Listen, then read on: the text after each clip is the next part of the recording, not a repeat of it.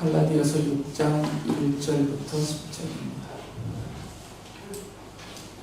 형제자매 여러분, 어떤 사람이 어떤 죄에 빠진 일이 드러나면 성령의 인도하심을 따라 사는 여러분은 온유한 마음으로 그런 사람을 바로잡아주고 자기 스스로를 살펴서 유혹에 빠지지 않도록 조심하십시오. 여러분은 서로 남의 짐을 져주십시오. 그렇게 하면 여러분이 그리스도의 법을 성취하실 것입니다. 어떤 사람이 아무것도 아니면서 무엇이 된 것처럼 생각하면 그는 자기를 속이는 것입니다. 각 사람은 자기 일을 살펴보십시오. 그러면 자기에게는 자랑거리가 있더라도 남에게까지 자랑할 것은 없을 것입니다. 사람은 각각 자기 몫의 짐을 져야 합니다. 말씀을 배우는 사람은 가르치는 사람과 모든 좋은 것을 함께 나누어야 합니다. 자기를 속이지 마십시오. 하나님은 조롱을 받으실 분이 아니십니다. 사람은 무엇을 심든지 심은 대로 거둘 것입니다. 자기 육체에다 심는 사람은 육체에서 썩을 것을 거두고 성령에다 심는 사람은 성령에게서 영생을 거둘 것입니다. 선한 일을 하다가 낙심하지 맙시다. 지쳐서 넘어지지 아니하면 때가 이를 때 거두게 될 것입니다. 그러므로 기회가 있는 동안에 모든 사람에게 선한 일을 합시다. 특히 믿음의 식구들에게는 더욱 그렇게 합시다. 6장의 내용에서도 바울 사도는 믿음과 행함에 대한 그 관계를 설명합니다. 바울은 성도들을 성령의 인도하심을 따라 사는 사람이다라고 표현을 했습니다. 그래서 갈라디아서 5장 13절에서 이렇게 권면을 했었죠. 형제자매 여러분, 하나님께서는 여러분을 부르셔서 자유를 누리게 하셨습니다. 그러나 여러분은 그 자유를 육체의 욕망을 만족시키는 구실로 삼지 말고 사랑으로 서로 섬기십시오. 이게 가능해지려면 성령의 인도하심을 따라서 살아야 된다라고 말하면서 갈라디아서 5장 16절에서 이렇게 말씀하셨어요. 내가 또 말합니다. 여러분은 성령께서 인도하여 주시는 대로 살아가십시오. 그러면 육체의 욕망을 채우려 하지 않을 것입니다. 성령의 인도하심을 따라 성도들이 살아갈 때에는 두 가지 방면에서 스스로 성령의 인도하심을 따라서 살피며 힘을 써야 된다라고 지금 읽어드린 본문에서 말씀을 해요. 다른 한면은 타인들, 특히 교회로 모이는 성도들을 향하여서는 성령의 인도하심을 따라 사는 성도들은 어떤 자세를 가져야 되는지, 그분들을 대할 때는 어떤 태도가 필요한지를 먼저 말씀을 하시고요. 또 다른 한편에서는 자기 자신을 향하여서 성령의 인도하심을 따라서 늘 자기 스스로를 잘 살펴야 된다라고 말씀을 하고 계세요. 먼저 타인들, 특히 성도들을 향하여서는 이런 태도를 가지라고 말씀하시죠. 갈라디아서 6장 1절에 보면 형제 자매 여러분, 어떤 사람이 어떤 죄에 빠진 일이 드러나면 성령의 인도하심을 따라 사는 사람인 여러분은 온유한 마음으로 그런 사람을 바로잡아 주고 라고 말씀하세요. 성도들을 향하여서 성령의 인도하심을 따라 사는 사람들인 여러분들이 가져야 될 첫 번째 태도는 신앙적인 면에서 방치하지 말라는 겁니다. 물론 우리도 스스로 죄에 빠질 때가 있습니다. 그러나 성령의 깨우치심을 따라서 그것을 깨닫고 또 뉘우치고 회개하면서 벗어나기 위해서 애를 쓰는 그런 믿음이 우리에게는 있습니다. 그러나 어떤 성도에게는 그만큼의 믿음조차도 없을 수가 있어요. 그래서 바울은 그분들을 믿음이 연약한 분들이라고 표현을 했어요. 믿음이 연약한 분들은 그 죄를 거절할 수도 없고 벗어나기도 어렵고 또 그 죄에 빠졌을 때 거기서 헤어나오기도 어려울 정도로 믿음이 연약한 그런 분들이 있다는 것이죠. 곁에 그런 성도가 보이면 모른 체 하지 말라는 겁니다.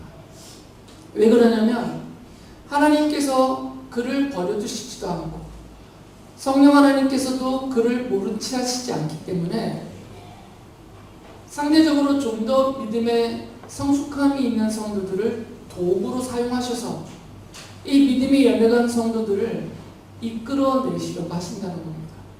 그러니까 성도들은 믿음의 연약함이 있어서 죄를 범하고 그 죄에 빠져서 벗어나지 못하는 성도가 곁에 있으면 외면하지 말고 나랑 무슨 상관이야 하면서 이렇게 떠나지 말고 그를 잘 권면하고 돕고 섬겨서 그 죄로부터 벗어나게 해줘야 된다는 것이죠. 그런데 전제가 있어요. 이 과정에서 바울이 무엇을 전제하냐면 그분을 향하여 정죄하지 말라는 거죠. 책망하지도 말고 비난하지도 말고 그 모든 것이 합치지만 저주가 되는데 저주도 하지 말라는 거죠.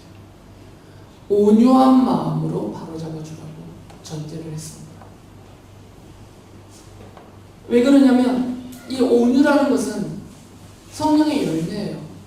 그러니까 성령의 인도하심을 순종하여 따라 살아가는 사람들에게 맺어지는 그들의 인격과 삶에서 나타나는 열매가 있는데 그 중에 하나가 온유함이에요.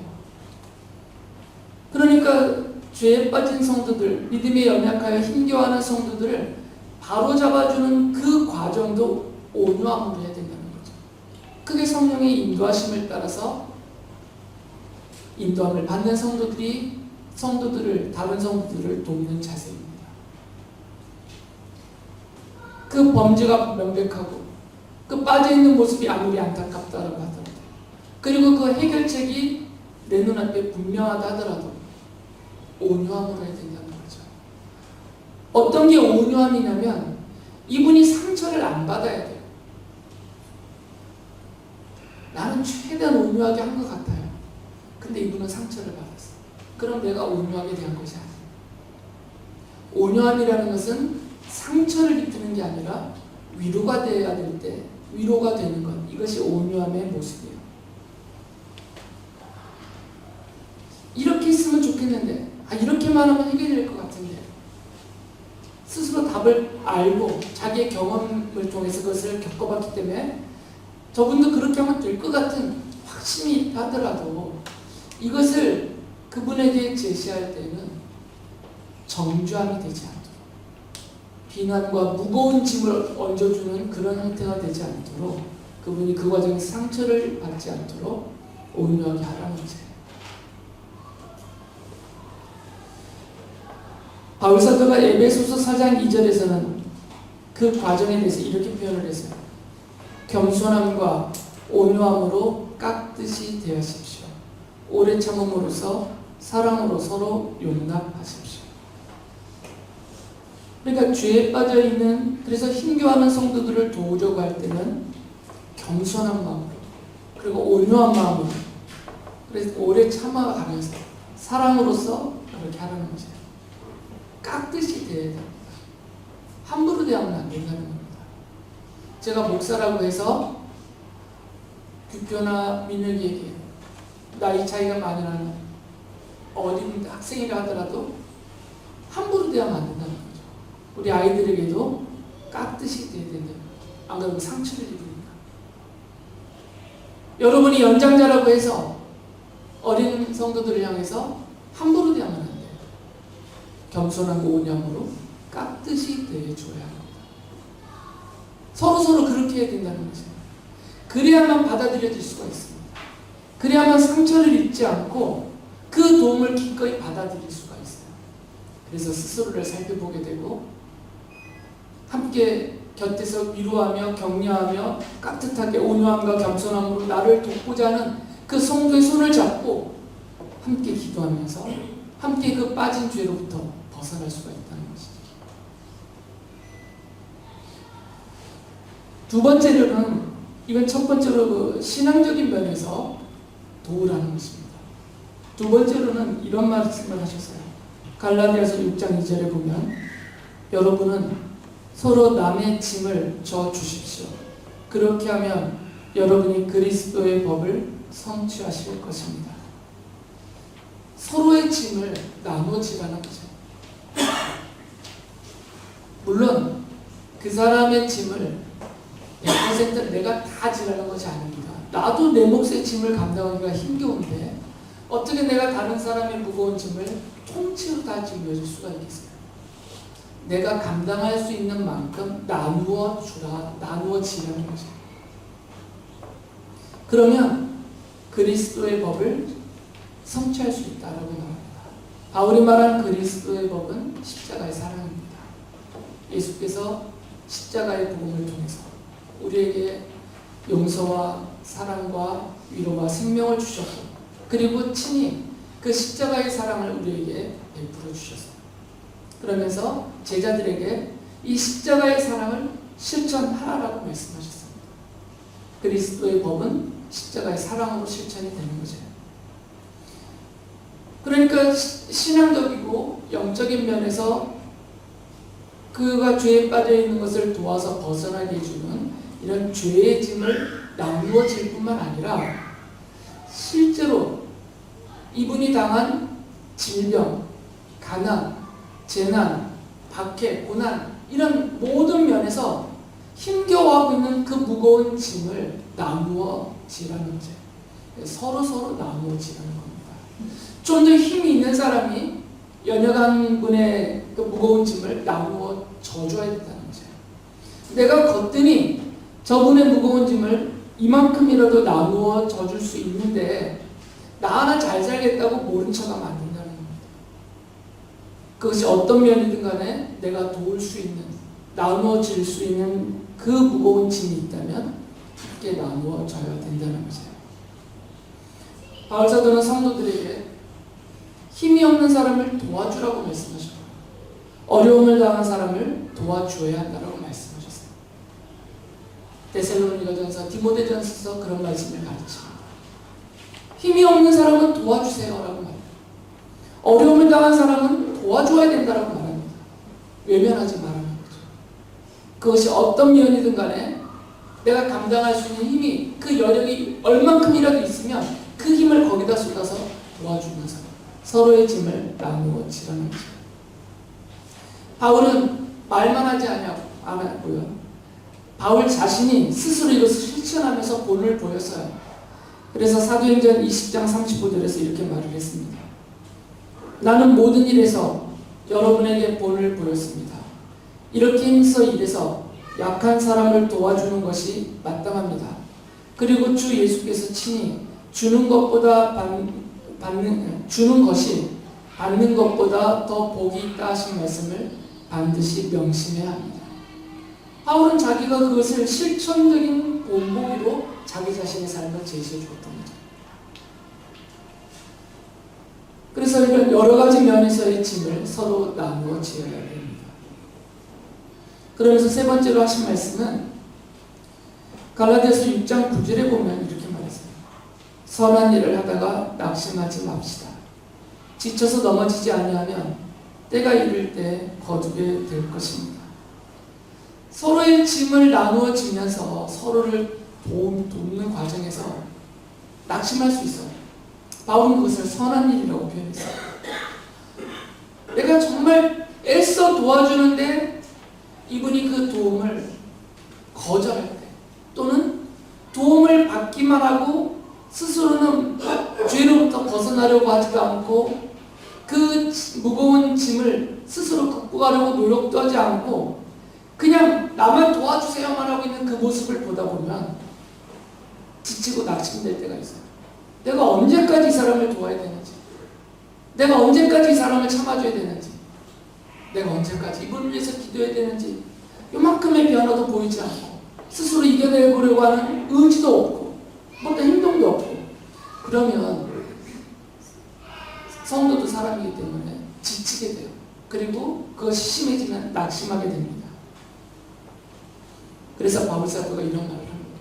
그렇다 하더라도 포기하지 말라는 겁니다. 왜 그러냐면 열매가 맺어질 때가 있다는 겁니다. 때가 이르면 거두게 될 것이라는 거죠.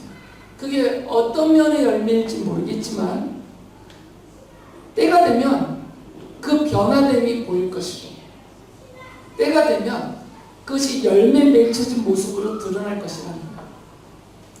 그러니까 바울은 그 때를 내가 정할 수 없다는 겁니다.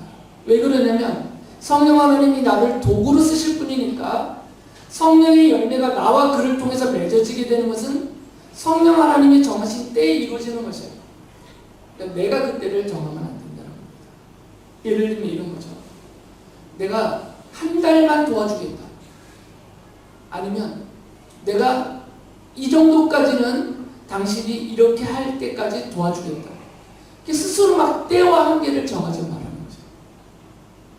다른 사람을 향해서, 특히 성도들을 향해서는 때와 한계를 정하지 말고 그 열매가 반드시 맺어질 때가 있으니까 그 열매가 맺어질 그때까지 끝까지 하라 그 말이에요. 낙심하여 포기하지 말고. 바울은 갈라디아서 6장 10절에서 이렇게 말합니다. 그러므로 기회가 있는 동안에 모든 사람에게 선한 일을 합시다. 특히 믿음의 식구들에게는 더욱 그렇게 합시다. 기회는 나에게도 있는 기회이고 그분에게도 있는 기회를 말해요. 내가 그분을 도울 수 있는 기회는 무한대가 아닙니다. 왜 그러냐면 내 인생에도 어려움이 생길 수 있고 그분의 인생에도 어려움이 생길 수가 있어서 멀리 떠나버릴 수도 있거나 아니면 내가 먼저 죽거나 그분이 먼저 죽거나 계속해서 관계를 맺을 수 없는 그 때가 있단 말이에요. 정하신 때가. 그러니까 그분의 짐을 져줄 수 있는 그 기회가 현재 나에게 주어져 있으면 하라는 거죠. 그리고 그분이 나의 도움을 받아들일 수 있는 기회가 현재 그에게 있으면 계속 하라는 거죠. 그것이 사라질 때가 있다는 겁니다. 내가 더 이상 돕고 싶어도 도울 수 없는 때가 올 수도 있어요. 더 이상 내가 그를 도와줄 수 없는 그분의 상황이 생길 수도 있어요. 그러니까 기회가 있는 동안에는 모든 사람에게, 특히 믿음의 식구들에게는 선한 일을 더욱 힘쓰라라는 것입니다. 아끼지 말고 인색하지 말고. 바울은 두 번째로 타인을 향해서는 성령의 인도하심을 받는 사람은 서로의 짐을 나누어지는 이런 일을 해야 될 것이고, 두 번째로는 성령의 인도하심을 받는 성도들은 늘 성령의 인도하심에 따라서 자기 스스로를 잘 살피라는 거죠. 왜 그러냐면 나도 유혹에 빠져서 그 성도처럼 똑같은 상황이 될 수가 있기 때문에 다른 분을 더욱 잘 돕고 섬기기 위해서라도, 다른 힘겨워하는 성도들의 짐을 내가 짊어져 주기 위해서라도 우리는 스스로를 잘 살펴서 유혹에 빠지지 않아야 된다는 것입니다. 다시 한번 갈라디아서 6장 1절을 읽어드리겠습니다.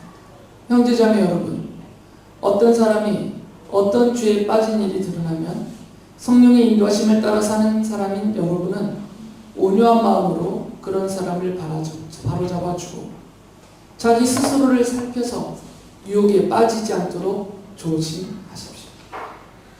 성도들이 성령의 인도하심을 따라 자기 스스로를 살피지 않으면 죄와 세상의 유혹을 분별하기가 어려워요. 그리고 이겨내지 못하고 그 유혹에 빠지게 됩니다. 바울은 이런 표현을 쓰는데, 교만한 사람은 자기 스스로를 살피지 않는 사람이라고 표현했어요.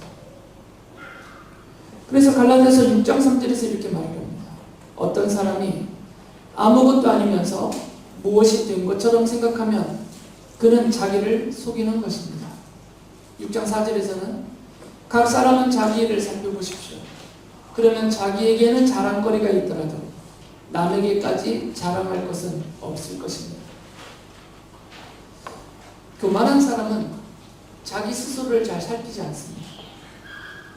그리고 자기를 스스로 살펴볼 때에도 그 교만함에 차있기 때문에 제대로 바라보지를 못해요.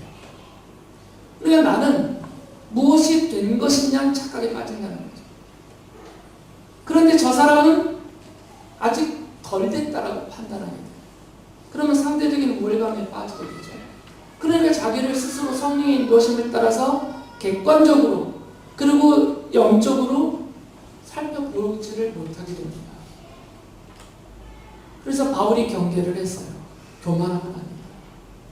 스스로 내가 뭐가 된 것이냐 착각하면 안 된다.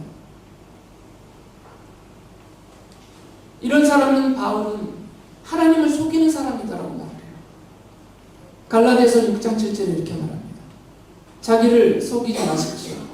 하나님은 조롱을 받으실 분이 아니십니다. 사람은 무엇을 심든지 심은 대로 거둘 것입니다. 교만한 사람은 자기 자신을 속이고 하나님을 속이고 하나님을 조롱하는 사람이라는 거죠. 왜 그러냐면 하나님께서 그를 평가하실 때는 아직도 연약하구나, 아직도 부족하구나, 아직도 어리석구나, 나를 의지해야만 되는데 스스로 자신의 부족함을 깨달아서 죄와 세상의 유혹을 분별해서 이겨내려고 애를 써야 되는데 교만이 가득한 사람은 나는 됐다라고, 나는 괜찮다라고 스스로 판단하면서 죄와 세상의 유혹을 분별하지 못하고 계속 거기에 빠져든다는 거죠. 그러면서 나는 하나님께로부터 복을 받을 것이다, 하나님은 내 편이다 라고 주장하면서 거침없이 하나님 앞에서, 교회와 성도들 앞에서, 세상 앞에서 어깨에 힘을 주고 턱을 쳐들으면서 그렇게 행세하면 다니게 된다는 것이죠. 그래서 스스로를 잘 살피라는 거예요. 교만에 빠지지 않다.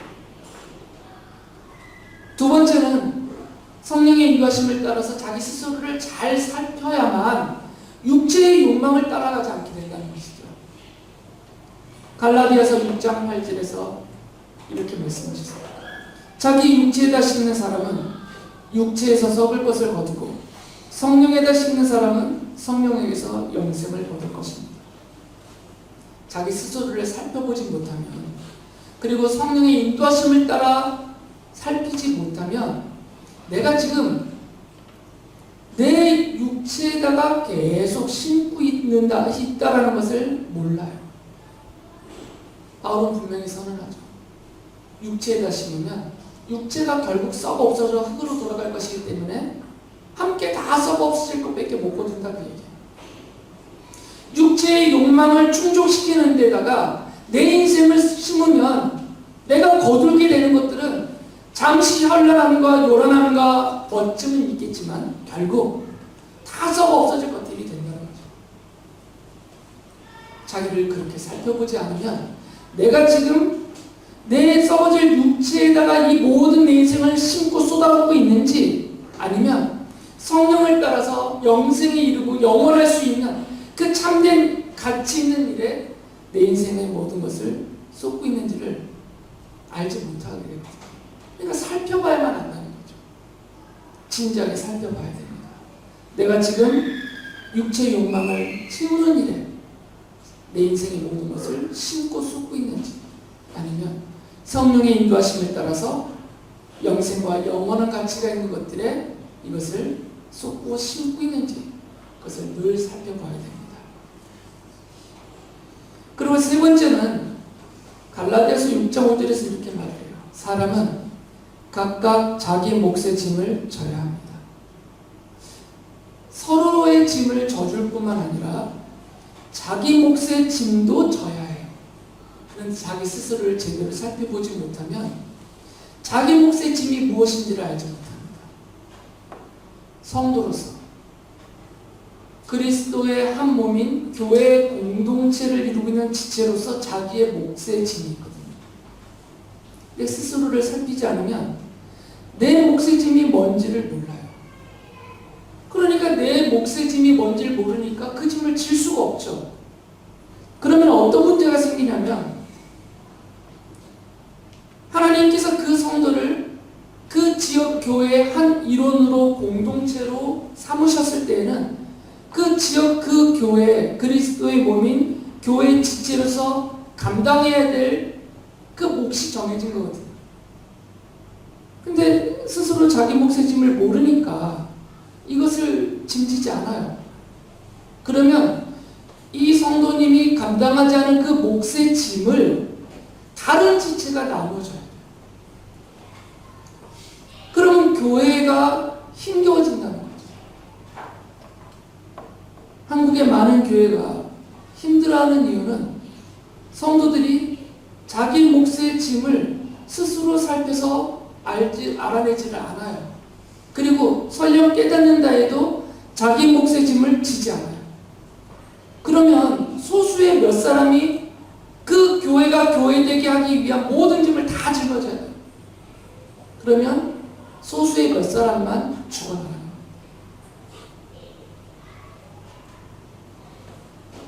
성도들이 각자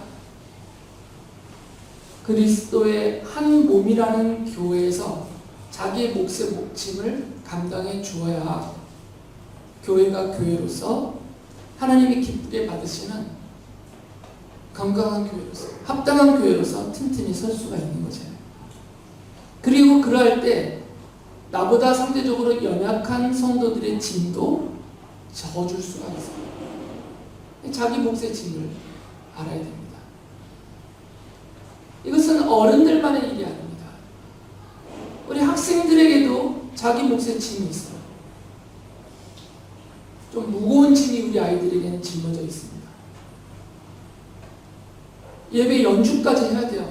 이거 정말 무거운 짐이에요, 우리 아이들에게는. 놀고 싶은데, 좀 더 잠자고 싶은데, 일찍 나와서 연습해야 돼요. 평일에도 미리 보내주는 찬양을 듣고 악보를 보면서 또 연습을 해야 돼요.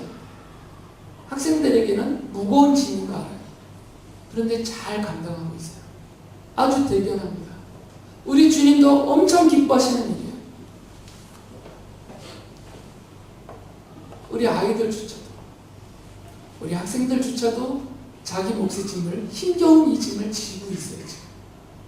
그래서 우리가 하나님 앞에 마음껏 예배할 수 있고 기쁨으로 찬양할 수 있고 하나님의 영광을 선포할 수가 있는 겁니다. 스스로 살피셔야 됩니다. 내가 이 지역교회에 이 그리스도의 한 몸을 구성하고 있는 지체로서 내 몫의 짐이 무엇인지 그것을 스스로 살펴서 감당해야 됩니다. 이것을 얄팍하게, 이 구절을 얄팍하게 돈에다만 연결시키는 분들이 있어요. 자기 몫의 짐을 헌금하라는 줄 그거 드리는 말씀이 아닙니다. 저는 그 말씀 드리지 않아요. 헌금에 대한 문제가 아닙니다. 내가 하나님의 자녀로서 성령의 인도하심을 따라 사는 성도로서 그리고 그리스도의 몸인 이 지역교회의 일원으로서 내가 어떻게 성령의 인도하심을 따라 살아야 하는가, 그것이 자기의 몫이에요. 그 몫을 잘 분별하시고 스스로 살펴서 내가 감당할 수 있는 자기의 몫의 짐을 져야 합니다. 네 번째는 갈라디아서 6장 6절에서 바울이 이런 말을 합니다. 말씀을 배우는 사람은 가르치는 사람과 모든 좋은 것을 함께 나누어야 합니다. 오해하실까봐 미리 말씀드립니다. 말씀을 배우는 사람은 가르치는 사람과 구분을 했어요. 그러니까 가르치는 사람은 교회에서 주로 목회자겠죠. 교사이든지. 그리고 말씀을 배우는 사람들은 성도들과 학생들일 것이에요. 그러면 말씀을 배우는 성도들과 학생들은 모든 좋은 것을 그 가르치는 사람과 함께 나누라, 이런 말씀을 하셨으니까 좋은 먹을 것, 좋은 음식, 그리고 좋은 옷, 좋은 물건, 이런 거 나누라고 오해하시면 안 돼요. 그거 말씀드리는 거 아닙니다. 왜 그러냐면 가르치는 사람에게는 그 가르치는 일을 맡기신 주님이 다 아셔서 채워주세요. 성도들이 함께 나누어 채워주지 않아도 그 일을 시키셨을 때 충성하는 그 가르치는 사람에게는 시키신 하나님이 알아서 다 채워주세요. 그러니까 물질적인 거 안 나눠주셔도 돼요. 그런 거 말하는 거 아닙니다. 괜히 오해하실 필요 없어요. 여기서 말하는 모든 좋은 것 중에 가장 좋은 것이 뭐겠어요? 가르치는 사람이 배우는 사람에게 무엇을 가장 원하겠어요? 가르치는 말씀이에요. 그 하나님의 말씀을 함께 나누라는 겁니다.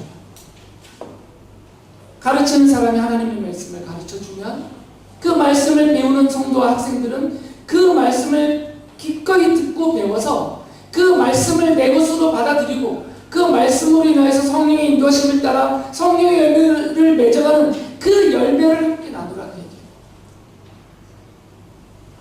그래서 성령의 인도하심을 따라 살아가면서 성령의 열매를 풍성하게 아름답게 맺으려면 하나님의 말씀이 필요합니다. 하나님의 말씀을 가르치고 하나님의 말씀을 기쁘게 배우고 받고, 그래서 그 말씀으로 인하여서 성령의 인도하심을 깨닫고 순종하며 따라가다 보면 우리가 앞서 읽은 성령의 열매들을 그의 인격과 그의 삶에서 풍성하게 맺을 수가 있는 거죠. 그래서 성도는 성령의 인도하심에 따라 살면서 그리고 살아가면서 죄와 세상의 유혹에 빠지지 않으려면 자신이 하나님의 말씀을 가르치는 사람과 그 가르침에서 멀어지고 있는지 아니면 더 가까워서 그것을 힘써 배우려 하고 있는지 그렇게 자기 스스로를 살펴야 됩니다. 인간적으로, 세상적으로, 개인적으로 친해지라 그런 말씀이 아닙니다. 그런 면에서는 거리감이 있어도 상관없어요. 저의 개인적인 생각으로는 오히려 거리감이 있을수록 좋습니다. 그래야만 말씀에만 집중할 수 있어요.